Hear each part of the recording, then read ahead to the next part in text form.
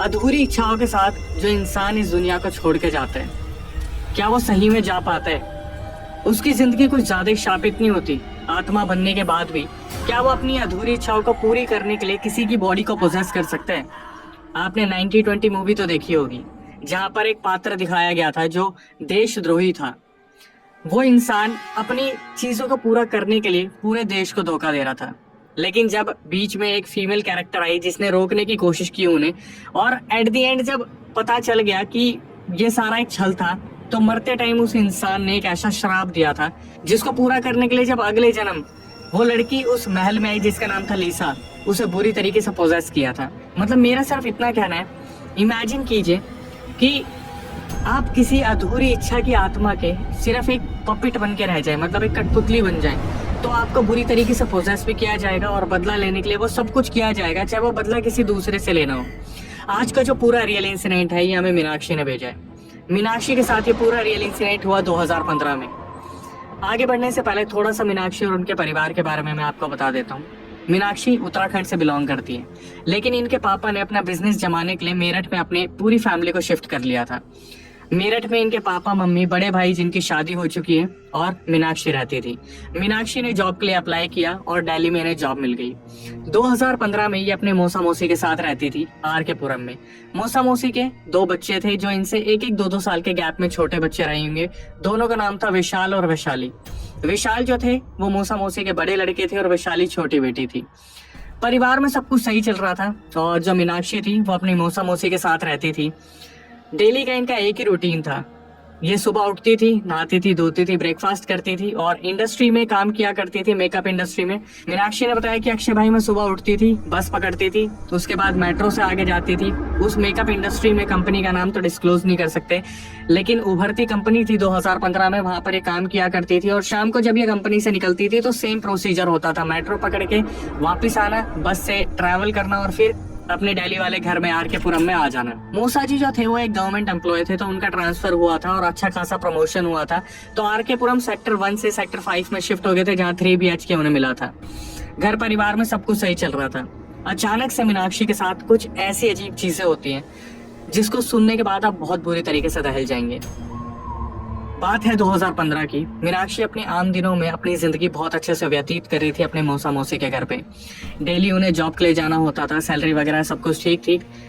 इनके खुद के कुछ सपने थे और ये भी चाहती थी कि जो इनके कजन्स थे वैशाल और वैशाली, उनको भी अच्छे से पढ़ाए लिखाए और आगे बढ़ाए। तभी अचानक से उत्तराखंड में एक बहुत बड़ा त्योहार आता है जहाँ पर देवता नचाए जाते हैं। बहुत ही सम्मानित तरीके से ये त्योहार उत्तराखंड में मनाया जाता है। मीनाक्षी ने बताया कि उस टाइम पर अक्षय भाई, मेरे पापा मम्मी, मौसा मौसी उस त्योहार को मनाने के लिए उत्तराखंड गए थे। तो जब घर वाले त्योहार मनाने के लिए उत्तराखंड गए हुए थे, मीनाक्षी ने बताया कि अक्षय भाई आज भी वो रात मेरे को याद है जब मैं अपने ऑफिस से वापस आ रही थी। मैं घर में आती हूँ आर के पुरम वाले घर में, और विशाल और वैशाली के साथ थोड़ा सा टाइम एंजॉय करना चाहती थी। वैशाली ने चाय बनाई थी और मैं चाय पी के आराम से बेड पे बैठी हुई थी, लेटे हुए। अचानक से वहां पर हल्का सा मजाक मस्ती शुरू होती है, और उस मजाक मस्ती के दौरान मैं इतना जोर से हंसना शुरू करती हूँ, इतना जोर से हंसना शुरू करती हूँ, मतलब विशाल और वैशाली देखकर बुरी तरीके से डर गए थे कि ऐसा कौन सा मजाक हुआ जिसकी वजह से मीनाक्षी जो थी वो इतनी बुरी तरीके से हंसने लगी कि विशाल और वैशाली बुरी तरीके से डर गए। तभी अचानक से विशाल और वैशाली दोनों मिलकर बोलते कि दीदी आप ठीक तो हो, हमने ऐसा भी कोई मजाक नहीं करा जिसकी वजह से आप इतनी बुरी तरीके से हंस रहे हो, आप पागल तो नहीं हो गए हो। अचानक से मीनाक्षी थोड़ा सा कंट्रोल में आती है और उसके बाद मीनाक्षी रोना शुरू कर देती है। जैसे ही मीनाक्षी रोना शुरू करती है तो वहां पर जो विशाल वैशाली थे वो अचानक से पीछे हो जाते हैं और थोड़ा दहल से जाते हैं, और वो आपस में बात करना शुरू करते हैं इशारों में कि इनको हुआ क्या। मतलब ऐसा लग रहा है जैसे ये मीनाक्षी दीदी नहीं है, अभी हंस रही थी, अब अचानक से रोना शुरू कर दिया। तो विशाली बोलती है कि मीनाक्षी दीदी डराओ मत ना, क्या हुआ, सब ठीक है ना, आप ऐसे क्यों रिएक्ट कर रहे हो। तो वहां पर मीनाक्षी दीदी जो थी वो इन दोनों को घूरना शुरू करती है। मीनाक्षी दीदी इनको इस तरीके से घूरती है कि जो वैशाली थी वो फटाफट से फोन उठाती है और बोलती है कि दीदी आप मेरे को डरा रहे हो, मैं आपकी मम्मी को फोन कर दूंगी, ऐसे मत डराओ, हम दोनों बच्चे हैं, आपसे छोटे हैं, हम बहुत डर रहे हैं। तो मीनाक्षी नीचे देखती है और अचानक से फिर दोबारा इनको घूरना शुरू करती है और जोर जोर से रोना शुरू कर देती है। इस चीज को देखने के बाद जो वैशाली थी वो सीधा मीनाक्षी की मम्मी को फोन मिलाती है, जो कि उत्तराखंड के उस त्योहार को मनाने के लिए गई थी। अब इनकी जो मम्मी की खासियत है, मीनाक्षी की मम्मी के अंदर देवी की छाया आती थी, तो जैसे ही वैशाली फोन मिलाती है तो वैशाली बताना शुरू करती है कि मौसी जी ऐसे ऐसे, ये अभी तक तो हंस रही थी, अब रो रही है, पता नहीं इनको क्या हो गया। तो जो मम्मी जी थी, बात करते करते अचानक से उनके अंदर देवी की छाया आ गई, माता की छाया आ गई। वो सीधा बोलती है कि फोन एक बार मीनाक्षी को दो। अब उनकी मम्मी उन्हें मिनी के नाम से बोलती थी, तो फोन पर अचानक से उनकी मम्मी बोलती, मिनी तेरे को क्या हो गया है, तो ठीक है बेटा। मिनी कुछ बोलेगी और यहाँ पर मीनाक्षी जो थी वो जोर जोर से रोने लग रही थी, जिसके बाद ऐसा लग रहा था, पता नहीं चल रहा था कि हो क्या रहा है। उधर से जो इनकी मम्मी जी थी वो बार बार मिनी मिनी क्या हो गया बेटा। मीनाक्षी अपनी तरफ से कोई जवाब नहीं दे रही थी। तभी वैशाली समझ जाती कि कोई तो बहुत बड़ी आफत आ गई है। ये मीनाक्षी के हाथ से फोन लेती है और सीधा बोलती है, मौसी जी अब क्या करना है आप मुझे बताओ, ये तो चुप ही नहीं हो रही है। तो उधर से मीनाक्षी की मम्मी बोलती है कि एक काम करो, मंदिर में जाओ और मंदिर में भभूत रखी है, वो भभूत इनके सर पे लगा दो और सर पे लगाने के बाद घर में फटाफट से अखंड जोत जलाओ। उस जोत के दिए में घी इतना ज्यादा डाल दो कि वो पूरी रात नहीं रुकना चाहिए और कोशिश करो तुम वहां से फटाफट निकलो। थोड़ी ही दूरी पे आर के पुरम में मामा मामी रहते हैं, उनके घर पे जाओ, जितनी जल्दी हो सकता है उस घर में चले जाओ, इस घर को खाली कर दो, इस घर में रहने की जरूरत नहीं है। ये सुनने के बाद वैशाली फटाफट से उठती है, मंदिर की तरफ भागती है और भभूत उठा के सीधा लेके आती है और मीनाक्षी के सर पे लगा देती है। 5 मिनट निकले, 10 मिनट निकले, 15 मिनट बाद अचानक से मीनाक्षी जो थी वो शांत होती है और पूछना शुरू करती है विशाल और वैशाली से कि क्या हुआ, कुछ हुआ था क्या यहाँ पे, तुम लोग इस तरीके से मुझे क्यों देख रहे हो। इतनी ही देर में क्या हुआ, जो मामा मामी रहते थे उनको फोन मिलाया गया और उनसे बोला गया कि ऐसे ऐसे जो है दिक्कत हो गई है, तो बड़े वाले बेटे को, मतलब मामा मामी के बड़े वाले बेटे को भेजा जाए और जितनी जल्दी हो सके इनको तीनों को उस घर में से निकाल लिया जाए और फटाफट से जो उनका घर है मामा मामी का उसमें शिफ्ट कर दिया जाए। तो ये सुनने के बाद मामा मामी भी काफी परेशान हो गए थे कि अचानक से हुआ क्या। तो मामा का जो बड़ा वाला लड़का था वो बाइक उठाता है और घर से दूरी रही होगी 15-20 मिनट की, तो मामा का बड़ा वाला लड़का फटाफट से बाइक लेके इनके आर के पुरम वाले घर में आ जाता है और नीचे वेट करने लगते हैं। अब ये जो कजन्स थे ये अपने मामा मामी के लड़कों से बहुत पहले मिले होंगे, तो इनको हुलिया भी याद नहीं था। तो ये लोग जब नीचे आते तीनों भाग के, मीनाक्षी वैशाल वैशाली, तो नीचे आने के बाद देखते हैं कि सामने बाइक पे मामा का लड़का खड़ा है और मामा का लड़का इसी तरीके से देख रहा है कि अचानक से उन्हें जो चीजें पता चली थी वो भी बहुत घबराए हुए थे। तो वो देखते हैं कि मीनाक्षी अब नॉर्मल है और ये चीज उनको देख के ठीक लग रहा था। अब डिसीजन लेना था कि बाइक 1 और जाने वाले 4, तो कैसे जो है पहले किसको ले जाया जाएगा। इनका आपस में जो डिसीजन बनता है वो यही होता है कि जो मामा के लड़के आए थे वो सबसे पहले वैशाली और मीनाक्षी को लेके जाएंगे, उसके बाद वो वापस आएंगे और फिर विशाल को लेके जाएंगे। इसी तरीके से बाइक पे बैठाते हैं और बाइक को सीधा घर पे लगाते हैं। वहां पर वैशाली और मीनाक्षी को छोड़ के ये वापस आते हैं। अपने छोटे वाले भाई को इस बार जो है मामा के लड़के लेके आए थे और जब ये लोग वापस आते हैं तो आने के बाद देखते हैं कि विशाल वहाँ पे बहुत बुरी तरीके से डरे हुए हैं और वो भी वेट कर रहे थे कि उनको भी ले जाने के लिए जल्दी से कोई आ जाए। अब इनका जो घर था वो 4th फ्लोर पे था और विशाल बार बार मुड़ के डरते हुए देख रहे थे कि ऊपर से कोई आ ना जाए। तभी अचानक से मामा के लड़के आते हैं और फटाफट से बोलते हैं कि जल्दी बैठो विशाल, हमें घर पे जाना है, हम लेट हो रहे हैं। विशाल बैठते हैं और बाइक पे निकल जाते हैं। मुश्किल से ये लोग 10 मिनट आगे निकले थे, तभी अचानक से विशाल बोलते हैं कि भाइयों फटाफट से बाइक रोको, मैं बहुत बड़ी चीज भूल गया हूँ। जो चीजें मैं आपको आगे बताने वाला हूँ उसको सुनने के बाद आपको लगेगा कि ये कैसी बेवकूफी थी, लेकिन सच में ये चीज हुई। विशाल बाइक रुकवाते हैं मामा के लड़कों से और अचानक से बोलते हैं कि प्लीज भाई मेरे फोन का चार्जर घर पे रह गया, एक बार प्लीज चार्जर मुझे दिलवा दो। तो ये लोग बोलते हैं कि भाई चार्जर हमारे घर पे भी रखा हुआ है। तो विशाल बोलते हैं कि भाई मेरे पास आईफोन है, आप लोगों के पास आईफोन है? तो बोलते नहीं हमारे पास एंड्रॉयड है। तो ये लोग बात करते हैं, आपस में पता चलता है घर में किसी और के पास आईफोन है ही नहीं। तो विशाल के बोलने पे मामा के लड़के इन्हें लेके जाते हैं और विशाल जैसे ही अपने घर में घुसते हैं चार्जर लेने के लिए, तो मामा के छोटे वाले जो लड़के थे वो अचानक से पोजेस हो गए और वो इतनी बुरी तरीके से पोजेस हुए कि वहां पर वो रेंगने लगे, पूरी तरीके से रोने लगे। अब यहाँ पे डर का माहौल बन गया। मामा के जो बड़े लड़के थे और विशाल वहां पे देख रहे थे कि मामा जी के छोटे वाले लड़के पोजेस हो गए हैं। भभूत लेके भागे। विशाल जो थे माथे पे लगाई छोटे वाले भाई के, मामा के छोटे वाले बेटे के। भभूत लगाने के बाद फटाफट से वहां से निकलते हैं। रास्ते में सबसे आगे मामा के बड़े वाले लड़के, बीच में इन्होंने बैठा रखा था जो पोजेस हो रखे थे मामा के छोटे वाले लड़के, और सबसे पीछे विशाल बैठे हुए थे। अब ये लोग बाइक लेके घर की ओर जा रहे थे, लेकिन बीच में ऐसा लग रहा था कि मामा के जो छोटे वाले लड़के हैं उनके अंदर बार बार पोजेशन आ रहा है। तो ये एक ऐसा डिसीजन लेते हैं जो ये घर वालों को भी नहीं बताते और सबसे पास में जो हनुमान मंदिर था वहाँ पे बाइक लगा लेते हैं। बाइक लगाने के बाद मामा के जो बड़े वाले लड़के हैं वो अपने भाई को बोलते हैं, छोटे वाले को, कि चल हनुमान मंदिर के अंदर चलना है। तो वहाँ पर जो छोटे वाले भाई थे मामा के छोटे वाले लड़के, वो वहाँ पर चिल्लाना शुरू कर देते कि मैं नहीं जाऊंगा, मैं नहीं जाऊंगा, मुझे हाथ मत लगाओ, मैं मंदिर में नहीं जाऊंगा, मैं यहीं पे ठीक हूँ, मैं नहीं जाऊंगा, बताया ना मैंने, मैं नहीं जाऊंगा। कैसे न कैसे ये वहां पर पंडित जी को अप्रोच करते हैं। जो पंडित जी अंदर बैठे थे वो पंडित जी बस देख के बताते हैं कि जितनी जल्दी हो सके इसे घसीट के अंदर ले आओ, क्योंकि वो बाहर खड़ी होके देख रही है। ये जब सुनते हैं कि देख रही है, ये बहुत ज्यादा डर जाते हैं और मामा के छोटे वाले लड़के को धक्का मार मार के अंदर लेके आ जाते हैं। वहां पर जो पंडित जी थे वो भभूत लगाते हैं और कुछ मंत्र पढ़ना शुरू करते हैं। तब मामा के लड़के जो थे छोटे वाले वो नॉर्मल होते हैं। आधे घंटे बाद ये मंदिर से घर पे आते हैं। घर पे आने के बाद मामा मामी वहीं पे थे, वैशाली, वैशाल, मीनाक्षी, दोनों मामा मामी के लड़के सब वहीं पे थे। तो ये लोग आपस में बैठ के बातचीत कर रहे होते हैं कि क्या हुआ क्या नहीं हुआ। उस टाइम पर क्या होता है, जैसे पुराने कंप्यूटर के टेबल होते हैं, वहां पर कुर्सी लगी हुई थी। तो जो मामा के छोटे वाले लड़के थे वो उस कुर्सी पे बैठे हुए थे और बेड पे जो थी मीनाक्षी लेटी हुई थी।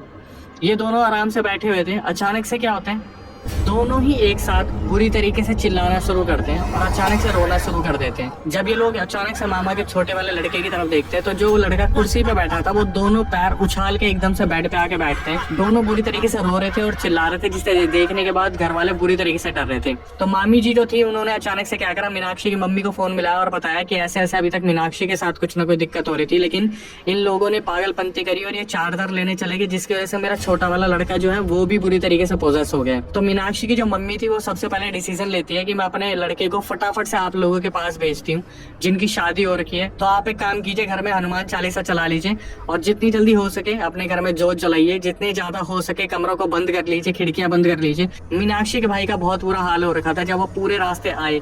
जैसे मीनाक्षी के बड़े भाई आते हैं वो देखते हैं कि मीनाक्षी अचानक से अपने बड़े भाई को देख के सीधा लेट जाती है और उनके हाथ पैर पूरी तरीके से अकड़ जाते हैं। मीनाक्षी के भाई भागते हैं, अपनी बहन के हाथ पैर खोलने की कोशिश करते हैं। मामा मामी भागते हैं, हाथ पैर खोलने की कोशिश करते हैं, लेकिन ऐसा लग रहा था जैसे कोई पत्थर पड़ा हुआ है जो अपनी पोजीशन से हिल नहीं पा रहा है। मीनाक्षी के पापा जो थे इन सब चीजों को देख के बहुत ज्यादा डर गए थे। जब वो उत्तराखंड में थे उन्होंने क्या करा, एक मौलवी से बात की और उन मौलवी को फटाफट से बोला कि ऐसे ऐसे आप जो है एड्रेस दिया उनको और बताया कि मामा मामी के घर पे मेरी बेटी और उनके बेटे के साथ बहुत बुरी कोई चीज आ गई है, तो आप फटाफट से जाओ और देखो।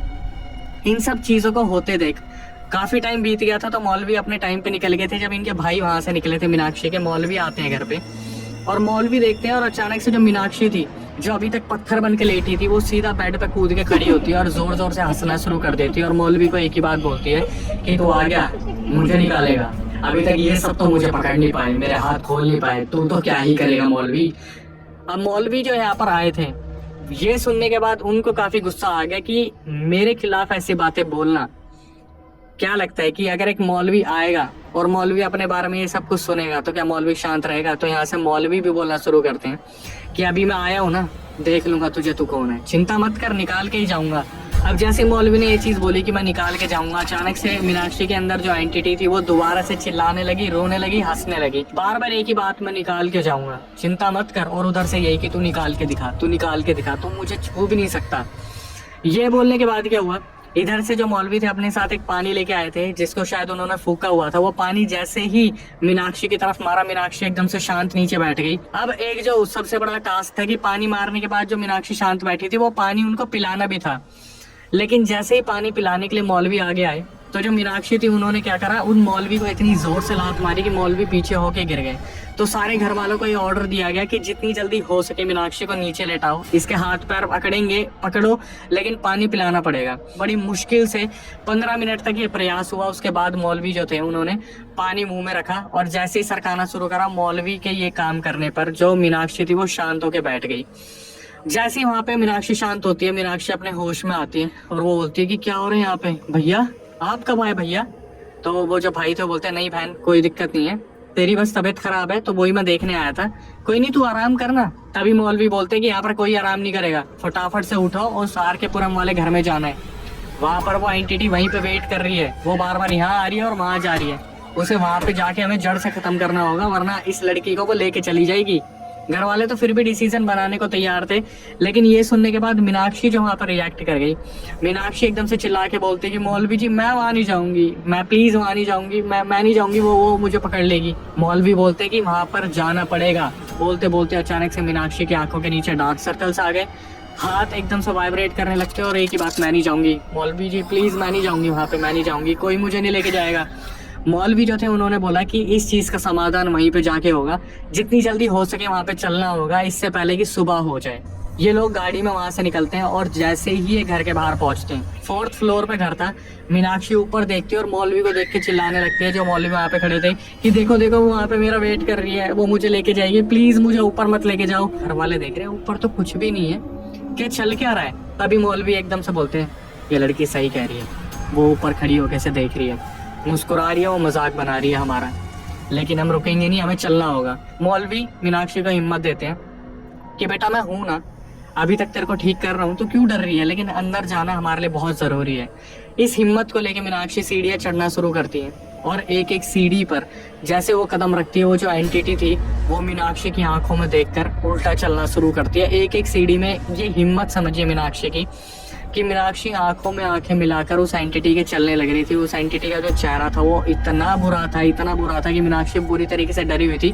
तो मौलवी जो थे वो धागा निकालते और धागा देते और मीनाक्षी को बोलते कि बेटा उस तरफ मत देख, इस धागे को पहन ले और तू आराम से सोने की कोशिश कर। मीनाक्षी ने अपनी रिकॉर्डिंग में बताया कि अक्षय भाई आप बिलीव नहीं करोगे, जैसे मैंने उस धागे को बांधा मेरा शरीर इतना हल्का हो गया, उसके बाद मैंने उस एंटिटी की तरफ देखा ही नहीं।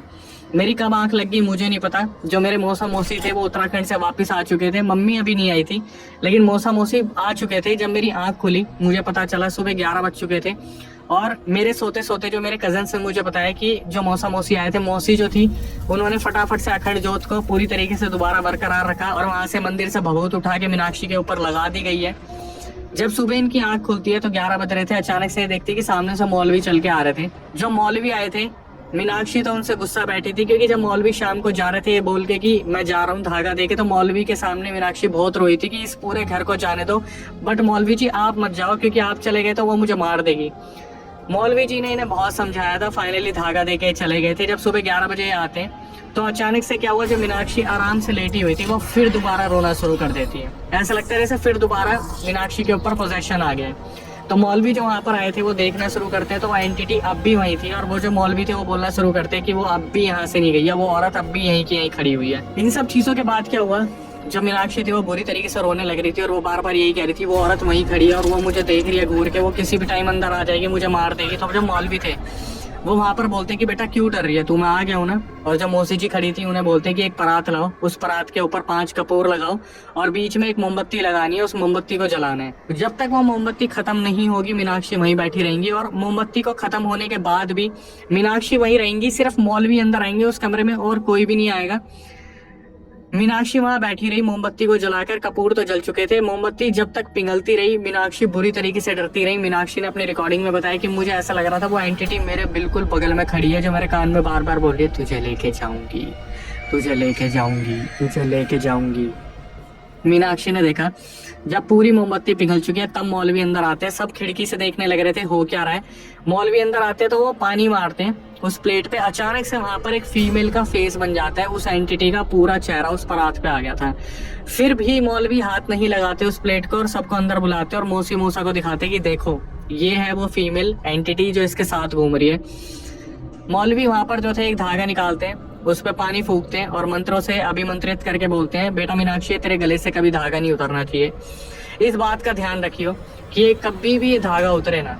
और मौसा जी को बुलाते और बोलते कि एक काम कीजिए, चलते पानी में इस परात को बहा के आ जाओ, सब कुछ सही हो जाएगा, अब मीनाक्षी को कोई परेशानी नहीं होगी। तो इतने में क्या होता है, मौसा जी निकल जाते हैं और मौलवी जो है ये धागा देते हैं मीनाक्षी को। जैसे ही वो धागा मीनाक्षी ने अपने गले में डाला, मीनाक्षी अचानक से थोड़ी देर के लिए सो गई और जब वो 5-10 मिनट बाद उठी तो उनको कोई एंटिटी नहीं दिख रही थी, उनकी बॉडी बहुत लाइट फील कर रही थी। तब तक मौसा जी वापस आ गए थे, जो आसपास का चलता नाला था जहाँ पर वो प्लेट डाल के आए थे। सब कुछ घर में नॉर्मल हो गया था, सब कुछ बिल्कुल नॉर्मल हो गया। लेकिन एक चीज जो आज भी क्वेश्चन बनी हुई है, हालांकि ये पूरा रियल इंसिडेंट यहाँ खत्म नहीं हुआ है, लेकिन जो क्वेश्चन मेरे दिमाग में है कि मीनाक्षी के साथ जो हुआ सो हुआ, लेकिन मामा जी के छोटे वाले लड़के के साथ क्या हुआ वो 2025 तक अभी तक सॉल्व नहीं हुआ है। तो वो लास्ट में मैं आपको बताऊंगा कि मीनाक्षी से जब मेरी बात हुई कॉल पे तो उन्होंने मुझे क्या बताया। अब हुआ क्या, सब कुछ ठीक हो गया था, बिल्कुल सब कुछ सही था। 2 महीने की बाद की बात है जब मीनाक्षी अपनी डेली रूटीन को फॉलो कर रही थी, जहाँ पर वो अपनी जॉब कर रही थी, बस से जाती थी, फिर आगे मेट्रो पकड़ती थी, फिर वापस आते टाइम मेट्रो से बस से अपने घर पहुंचती थी मौसा मौसी के। सब कुछ सही चल रहा था। एक दिन वो शाम को वापस आती है और चेंज कर रही थी, वो चेंज करते टाइम उनके गले से वो धागा उतर गया। धागा उतरते ही जैसे कपड़े आप खींचते हो तो धागा साथ में खींच के आ गया। उन्होंने क्या करा, मीनाक्षी ने उस धागे को दोबारा डाल लिया ये सोच के कि वो धागा उस तरीके से काम करेगा। लेकिन पहले भी जो मौलवी आए थे उन्होंने ये समझाया था कि धागा अगर एक बार उतर गया तो उसकी सारी पावर खत्म हो जाएगी, तो बहुत ध्यान से रखना उस धागे को। उसी रात अचानक से मीनाक्षी के साथ सब कुछ फिर दोबारा वही होना शुरू हो गया। उनकी पूरी बॉडी अकड़ गई और वो फिर दोबारा रोने लगी, हंसने लगी। बहूत लगाई गई, मंत्र का जाप करा गया। फिर दोबारा जो है मीनाक्षी की मम्मी को फोन करा गया तो देवी आई, और जो देवी उनके ऊपर आई थी उन्होंने बताया कि इसके साथ फिर दोबारा वो एंटिटी आ गई है, तो जितनी जल्दी हो सके मौलवी को बुलाओ। अब इन सब चीजों में मीनाक्षी ने अपने मौसा मौसी या किसी को भी ये चीज नहीं बताई थी कि वो धागा उतर चुका था। तो जब मौलवी पूछते कि तूने ऐसा क्यों करा, तो मीनाक्षी बोलती कि मैं बहुत डर गई थी, मुझे ऐसा लगा मैं घर वालों को बताऊंगी, मुझे बहुत शर्म आ रही थी कि अपनी जान को बचाने के लिए एक धागा मुझे मिला था और वो भी मुझसे संभाला नहीं गया। तो मौलवी बोलते कि अब इस धागे का कोई भी हिस्सा किसी काम का नहीं रहा, इसे उतार के किसी पीपल के पेड़ पे चढ़ा दो। और जो मौलवी थे उन्होंने हाथ खड़े कर दिए कि अब मैं क्या कर सकता हूँ, मैं एक और नया धागा बना दूंगा तो 2-3 महीने बाद फिर उतर जाएगा। तो मौलवी बोलते कि आप एक काम करो, आपको परमानेंट सॉल्यूशन करवाने की जरूरत है। तो जो मौसी जी थी वो मीनाक्षी की मम्मी को फोन करती है और बोलती है कि मौलवी जी बोल रहे हैं कि मैं धागा बना तो दूंगा लेकिन ये कोई परमानेंट इलाज नहीं है, क्योंकि वो रोक लेंगे, वो इन सब चीजों को खत्म नहीं कर सकते। तो उधर से जो मीनाक्षी की मम्मी थी वो बोलती कि कोई नहीं, मैं काम करती हूँ, जो हमारे उत्तराखंड में पोखरी है, तो वहाँ पर उत्तराखंड में जो करने वाले होते हैं इन सब चीजों को ठीक, वो पोखरी होते हैं। तो मीनाक्षी की मम्मी बोलती कि मैं उनसे बात करती हूँ और उनको बुलाती हूँ, तब तक आप एक काम करो, मौलवी जी को बोलो कि इनको धागा दे दें। तो जब धागा देने की बात होती है मौलवी यही बोलते कि अगर मैं धागा दूंगा तो आपके जो पोखरी आएंगे वो इस धागे को हटाएंगे, मैं यहाँ पे होऊंगा नहीं होऊंगा, इससे अच्छा है कि 2 दिन में अगर वो आ रहे हैं तो मीनाक्षी को बोलो पूजा पाठ करें और इस धागे के भरोसे न रहे, उनको पोखरी को आने दो। अब ये मौलवी बोल के वहां से निकल गए। 2 रातें इनकी बड़ी मुश्किल से निकली। फिर उसके बाद जो उत्तराखंड से पोखरी बुलाए गए थे वो पोखरी आए। उन्होंने कुर्ता पहना हुआ था और उनके पास एक अच्छी खासी नॉलेज थी, मतलब ऐसा लग रहा था हाथ में वो एक त्रिशूल लेके आए थे जो उन्होंने मौसी जी को पकड़ाई। लेकिन जो सबसे अलग चीज थी, जैसे ही उन्होंने इनके घर में कदम रखा वो खेल गए, मतलब उनके ऊपर ऐसा लगा उनकी देवी आ गई। आने के बाद उनका आसन लगाया गया और वो जैसे होता है ना एकदम से उनका फेस थोड़ा सा हिलने लगता है और बार बार खींच के डकार आनी शुरू होती है, कोई चीज जैसे खींचना शुरू करती है अंदर उनकी बॉडी में। अचानक से पूछना शुरू करते हैं सामने बैठे मीनाक्षी से, कौन है तू, सच सच बता कौन है और इसके अंदर क्यों आई है और क्या चाहती है। मैं देख तो पा रही हूँ कि तू फीमेल एंटिटी है, पर तू है कौन। और ये सब देखने के बाद जो पोखरी थी वो अचानक से मौसी जी को बोलते कि एक परात लाओ, उसमें चावल डालो और सिंदूर डाल देना, उन चावल को लाल कर देना, अब उनका काम यहाँ पर होगा। तो मौसी जी जाती है, एक बड़ी परात में चावल के ऊपर सिंदूर डाल के लेके आती है। यहाँ से जो पोखरे थे वो पूछना शुरू करते कि क्या चाहती है, क्यों आई है। उधर से मीनाक्षी जो आराम से बैठी हुई थी, मीनाक्षी सिर्फ एक बार ऊपर देखती है, मुंह नीचे करती है। अब वो बोलना शुरू करती है कि मैं इसे लेके जाऊंगी, मैं तो अपने रास्ते पे आराम से बैठी थी, यही तो थी जो मेरे ऊपर से गई, इसी ने तो सिंदूर को रौंदा था। तो वहाँ पर पोखरी जो थे वो बोलना शुरू करते, ये हमारी बच्ची है, तो इसे कहीं नहीं लेके जाएगी, तू ये बता तू है कौन। फिर वो एंटिटी बताना शुरू करती है, यहाँ से 4 गली दूर वो लड़का था जिससे मैं प्यार करती थी, उस लड़के ने मेरे को यूज किया। मैं उसके घर पे गई जब बात करने के लिए, उसके परिवार वालों ने और उस लड़के ने मुझसे शादी करने के लिए साफ साफ मना कर दिया। 3री मंजिल से वो जो लड़की थी वो सीधा वहाँ पर अपने बॉयफ्रेंड से डिच होने के बाद उसने क्या करा, उन्हीं के घर से 3री मंजिल से जंप लगा दी। ये पूरा रियल इंसिडेंट जो बताया जा रहा था, वो जो एंटिटी बता रही थी, ये मौसी जी को भी पता था, ये मौसा जी को भी पता था कि ऐसे ऐसे जब ये लोग शिफ्ट हुए थे यहाँ पर, उस टाइम पे एक लड़की थी जिसने शादी से डिच होने की वजह से, मतलब बॉयफ्रेंड ने डिच कर दिया था, तो उस लड़की ने वहां से कूद के उस घर से जान दे दी थी अपनी। अब इसके बाद क्या हुआ, वो लड़की तो मर गई लेकिन उसकी जो आत्मा थी उन घर वालों को परेशान करती थी। तो उन्होंने क्या करा, किसी पंडित तांत्रिक को बुलाकर उस लड़की की आत्मा को जाकर चौराहे पे उतार दिया और जिस रास्ते से शॉर्टकट लेके मीनाक्षी आती थी, जो सुनसान रास्ता था, वहां पे आते टाइम जो सिंदूर फैला हुआ था वहां पर, वो जो है मीनाक्षी के पैर से टकराया और उसके बाद मीनाक्षी के साथ ये एंटिटी बोली। तो मतलब जो उतारा करा हुआ था वो इनके ऊपर आ गया था। मौलवी जो आए थे उनसे वो चीज उतारी नहीं गई, उन्होंने तो बांध रखा था। लेकिन जब पोखरी आए थे उन्होंने क्या करा, उनसे पूछना शुरू करा कि अब तू जाने का क्या लेगी। तो वो एंटिटी बार बार बोलने लगी, मुझे बदला चाहिए, मुझे बदला चाहिए, मुझे नहीं पता, मुझे बदला चाहिए। तो इन्होंने जो पोखरी आई थी इन्होंने बोलना शुरू करा कि तू अगर बदला चाहती है तो उससे जाके बदला ले, इससे कि वो तो इसके पीछे पड़ी हुई है। तो ये बताने लगती है जो एंटिटी थी कि वो डेली वहाँ पे उतारे का सामान रख रहे हैं, जिस वजह से मैं वहीं पे बंधी हुई हूँ। मैं तो चाहती हूँ कि उस रास्ते से कोई उनके घर के आसपास जाए तो मैं उसे पोसेस कर लूँ ताकि उस घर तक मैं पहुँच पाऊँ, लेकिन ना तो उस रास्ते पे वो लोग आते और ना वहाँ पर कोई जाने वाला है उनके मोहल्ले में जिनको मैं पोसेस कर लूँ। अब जो पोखरी आए थे वो पूछना शुरू करते कि उतारा करा हुआ है मतलब। तो वो जो एंटिटी थी वो बताना शुरू करती है कि हर 3 दिन में ये लोग मेरे लिए उतारा करते हैं, मतलब जो लड़के की फैमिली थी वो हर 3-4 दिन में वहाँ पे उतारा करके जाते हैं। जो उनके पंडित तांत्रिक थे उन्होंने बता रखा है कि हर 3-4 दिन में आपको उस गली में उतारा करना है जहाँ पर उस लड़की को स्थान मिला हुआ है, मतलब जो एंटिटी वहां पर है। अब जो पोखरी आए थे वो बहुत ज्यादा पावरफुल थे। उन्होंने बोलना शुरू करा, जो उनके अंदर देवी थी, कि ऐसा है, मैं नहीं चाहती कि मैं तुझे भस्म कर दूं, मैं तुझे स्थान दे दूंगी, मैं तुझे रास्ता दे दूंगी, लेकिन इस लड़की को छोड़ दे। तो वहां पर जो एंटिटी उनके अंदर आई थी मीनाक्षी के अंदर, वो रोना शुरू कर देते कि माँ मेरी क्या गलती थी, मैं उस लड़के से प्यार करती थी, मैं उससे शादी करना चाहती थी। तो जो देवी आई थी उन्होंने बहुत अच्छी तरीके से बातचीत करी और उसके बाद बोला कि बेटा देख, अब क्या हो सकता है, तो इस दुनिया में तो रही नहीं, इस बच्ची को परेशान करके क्या मिलेगा। तो वो जो एंटिटी थी उसने समझना शुरू करा। तो यहाँ से जो पोखरी आए थे उन्होंने बोलना शुरू करा कि बता तेरी ख्वाहिश क्या है। तो ये बताना शुरू करती है जो एंटिटी थी कि मैं बहुत भूखी हूँ, पहले तो मेरे को खाना दो।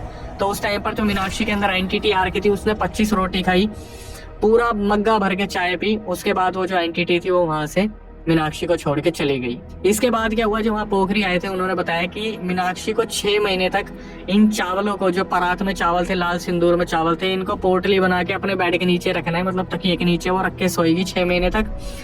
डेली एक चावल के दाने को बिना चबाए सीधा छटकना है।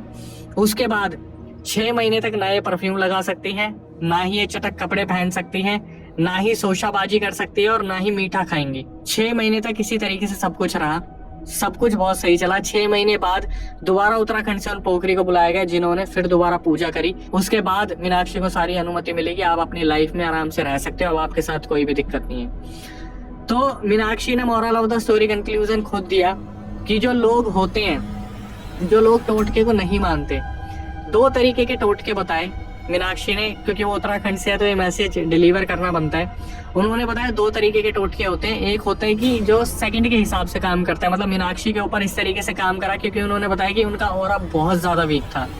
दूसरा जो टोटका होता है वो टाइम लेता है अपना असर दिखाने में, और दोनों ही टोटके जानलेवा होते हैं। तो उन्होंने बोला है जो लोग आए दिन मटकों पे से गाड़ियां चढ़ा देते हैं या बाइक निकाल देते हैं, सिंदूर चूड़ियां पड़ी हैं, नींबू कट के पड़े हुए हैं, तो ऐसे लोगों को सावधान होने की बहुत ज्यादा जरूरत है, जो ऐसे टोटकों को बहुत हल्के में ले लेते हैं। मीनाक्षी तड़पती रही, सोचो 1 से 2 दिन में उनका क्या हाल कर दिया। उन्होंने बताया कि अक्षय भाई, मैं उभरने में ना, मेरे को आज तक 2025 10 साल ऊपर हो चुके हैं, लेकिन मैं ढंग से उभर नहीं पा रही, और इन सब चीजों का असर अभी तक तो है, पूरी जिंदगी मेरे पे रहेगा। कि मैं किसी गली में जाती हूँ ना तो 100 बार देखती हूँ कि कोई चूड़ी या बिंदी ना पड़ी हो जिस पर मेरा पैर लग जाए। लेकिन मैं यही चाहूंगा कि मीनाक्षी, उनका परिवार, जो भी सब है, सब बिल्कुल सलामत रहे। लेकिन आखिरी में जो मैंने आपको बोला था कि मैं बताऊंगा कि मामा के छोटे लड़के के साथ क्या हुआ, तो उनके पितर उनसे रूठे हुए थे। ऐसी जगह पर जाने पर उनके जो पितर थे वो बहुत ज्यादा अग्रेसिव हो गए, जिसकी वजह से अब मीनाक्षी से जब मेरी कॉल पे बात हुई और मैंने पूछा कि मामा के लड़के के साथ क्या हुआ, तो मीनाक्षी ने साफ साफ बता दिया कि अक्षय भाई, अभी तक मेरे मामा का लड़का ठीक नहीं हो पाया क्योंकि उनके पितर अभी तक रूठे हुए हैं उनसे।